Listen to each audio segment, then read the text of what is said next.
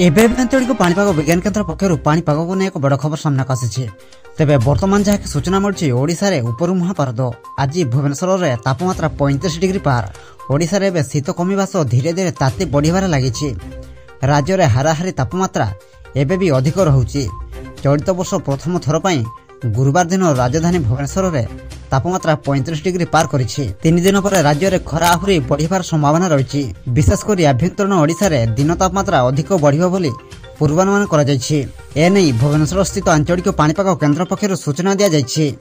तेबे एहाकु नै पाणीपाग विभाग बा एमडी तरफ कोन रहिछि रिपोर्ट से नै वीडियो रे संपूर्ण अपडेट जानिबा। किंतु ता पूर्व वीडियो को गोटे लाइक करंतु और वीडियो टी आपण मानको सांगसाथी मानको अधिक अधिक मात्रा शेयर करंतु एवं आपण माने एही वीडियो टी केउं जिल्ला देखुचंती हमको निश्चित भाव में कटिया कमेंट करी जणांतु।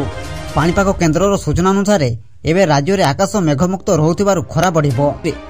बुधवार झारसुगुड़ा 37 डिग्री सह राज्य में सर्वोच्च तापमात्रा रेकर्ड करा जायथिला। सेहीपरि भद्रक में 36.2 डिग्री, बलांगीर 36 डिग्री, अनुगुड़ में 35.7 डिग्री, भवानीपाटना, टिटलागढ़ और पारलाखेमुंडी में 35.5 डिग्री, सोनपुर में 35.3 डिग्री, मालकानगिरी और बरगढ़ में 35.2 डिग्री तापमात्रा छुईला। अन्यपटे राज्य में एबे तापमात्रा बढ़ुवा बेले विभिन्न स्थान में सकाळे कुहुडी होइथिबा देखिबाकू मिलुछि।